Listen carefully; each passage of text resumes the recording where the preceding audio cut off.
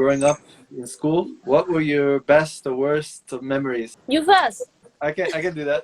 I hated school a lot, Who but doesn't? it wasn't that bad. Like, I felt like I knew more than my teachers. I know that sounds arrogant and everything, but I still feel like I knew more than my teachers. I would ask them questions and they didn't have an answer, but they couldn't just say like why they don't have the answer. They would just change the topic, and it just drove me crazy when I was growing up. So if I focus on the good things, I grew up in the States and it was near New York, and so I got like little flavors of everything, and people didn't talk about the cultures that much though, so it made me really curious, which is why now I'm just so into culture, because I had these friends from India and Russia and all these other countries, but nobody really shared that much, so it just got me really curious. Is it normal in state which the teacher will not answer the question which they didn't know? I mean, it depends on the teacher. I had a few really cool teachers though, but they have rules, you know, they have strict rules. My favorite teachers broke all the rules. Most of them got fired for it. You went to a private school. It's a public school. You just mentioned some teachers broke the rule and then got the fire, right? I want to know what happened. I mean, I guess because he shared stories and he was part of the church.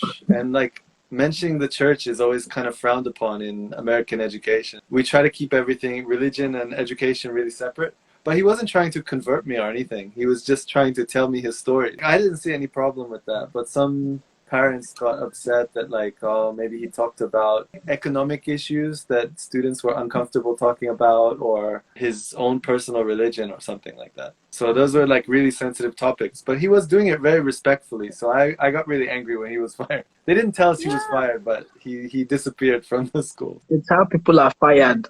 Yeah. You don't talk about it, they just get fired. But I think that's insane. It's weird. You know, I'm Hong Kong. But we will not separate the religion and the education. So for me, when I know your story, I don't understand why I have to separate. That's public school though, for my case. If it's private, then religion's no problem. Okay. So the idea is that if it's sponsored by the government, then they're not supposed to talk about religion at all. But I had another favorite teacher who was not fired. I guess nobody complained about him because it might have just been we were too young to really understand what he was talking about. But he would talk about his own beliefs too, which were a little bit more new age. Was the belief, was it kind of infringing on the students back then? Even at age 5, young children are much more aware than we adults think. It could be that the reason why the children never cared was probably because his beliefs were not forceful, or it was not infringing. Maybe because he never tried to force his beliefs. I guess with the two different teachers, most of the students liked them and respected them. The one that got in trouble, he was teaching high school actually. And the high school kids already started to have strong opinions about stuff. But the other one was teaching junior high school. Both of them were really respectful, though. It's not like they were trying to preach their beliefs to us, which is why I think it was okay. They were just saying, like, this is my belief. I'm not pushing this on you. But, in America, it's very sensitive. And I think when they touch the topic about New Age, that is a sensitive topic then.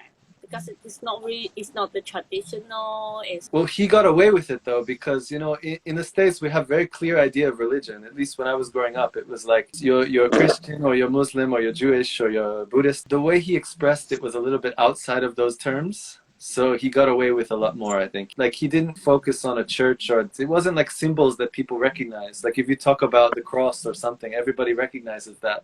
But the things he was talking about were very foreign to us. So he mentioned the soul, but he mentioned it outside of the context of any religion. Nowadays, people might be more sensitive about it. He was talking about reincarnation, actually, I think. He thinks this is like a beautiful idea. I think it was okay because we were too young to, like, most of the kids weren't paying attention that much. And then the few kids who were paying attention were more interested in it. Who will campaign the teacher? In the States, like, people are really scared of someone coming to try and convert their children. So it's like, it's a reasonable thing to worry about. But if the teacher expresses that they're not trying to push you down a certain path, I think it's fine. But drawing that line is really hard, and they want to make everything standard. There's some kids that are really sensitive to it. It's like, he talked about this, and then they go tell their parents. Oh. I don't know what happened. I don't know where he went. I think there has to be some sort of perceptive filters. Just like you can't begin to tell a young child about death, or you begin to tell them about government secrets, or begin to tell them about propaganda.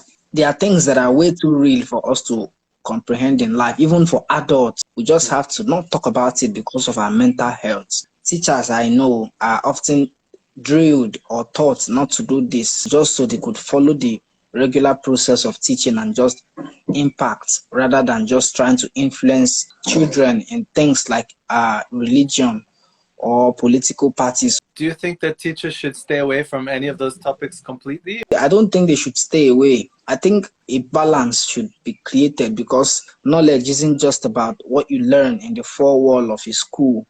It's about reality as well.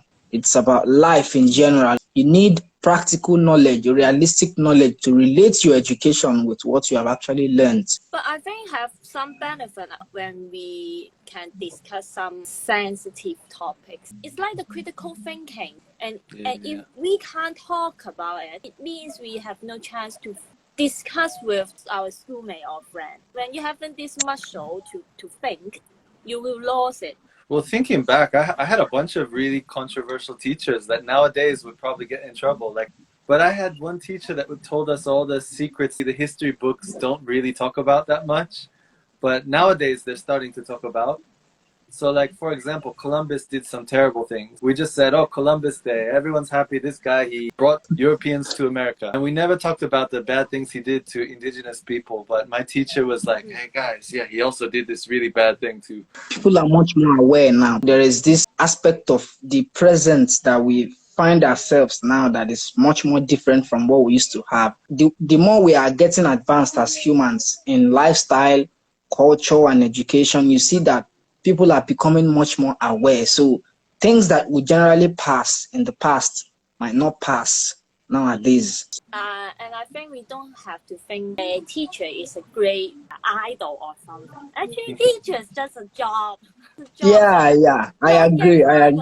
I understand that too, because just teaching, you feel a lot of pressure to be perfect all the time. I don't follow that at all. I said, like, if I don't know something, I say, I don't know that. Oh, I spelled the word wrong. Sorry. I'm not perfect. Yes.